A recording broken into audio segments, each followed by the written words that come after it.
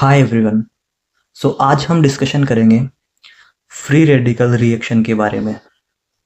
Free radical reaction क्या होती है और इसकी क्या मैकेनिज्म होती है, किस प्रकार से वो रन करती है। फ्री रेडिकल रिएक्शन, जिसको कई बार चेन रिएक्शन भी बोला जाता है, इसको चेन रिएक्शन भी बोला जाता है।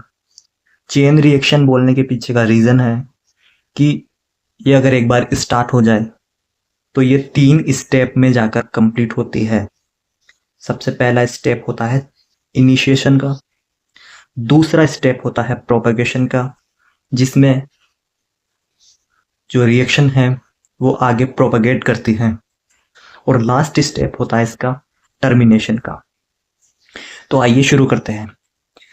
अगर यहाँ पर एक कंपाउंड है दैट इज CH4, तो CH4 की रिएक्शन अगर Cl2 के साथ कराई जाए in the presence of heat या फिर H म्यू या फिर सनलाइट, तो हमें CH3Cl यानी कि अल्काइल हैलाइड का फॉर्मेशन होगा हमारे पास, और HCl का फॉर्मेशन होगा। इसके अगर हम मैकेनिज्म के बारे में बात करें तो ये जो रिएक्शन है, this reaction was propagate by the free radical substitution reaction. ये रिएक्शन फ्री रेडिकल सब्स्टिट्यूशन तरीके से रन करती है। इसके 3 स्टेप होते हैं। पहला होता है चेन इनिशिएशन। इस स्टेप में जो Cl2 मॉलिक्यूल्स होता है वो हीट या फिर सनलाइट की प्रेजेंस में फ्री रेडिकल में डिवाइड होता है, that is Cl radical and Cl radical. Second step जो होता है वो होता है प्रोपगेशन का।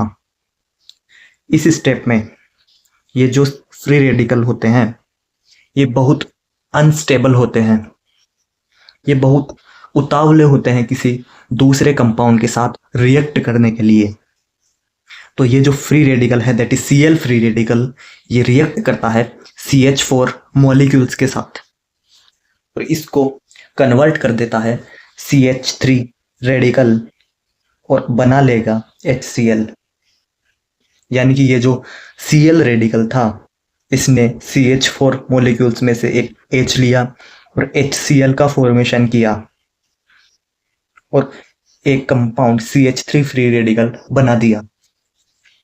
अब ये जो CH3 फ्री रेडिकल बचा है ये भी अनस्टेबल है, तो ये भी बदला लेने के लिए ये CH3 जो फ्री रेडिकल है ये Cl2 मॉलिक्यूल्स पर अटैक करेगा और फॉर्म करेगा CH3Cl और एक Cl फ्री रेडिकल फॉर्म होगा। अगली स्टेप जो टर्मिनेशन है, इसमें ये दोनों Cl, इसमें 3 पॉसिबिलिटी होती है। या तो Cl आपस में कंबाइन कर जाए, या CH3 आपस में कंबाइन कर जाए, या फिर CH3Cl आपस में कंबाइन कर जाए। तो हमें यहाँ पर तीनों पॉसिबिलिटी लेके चलना है।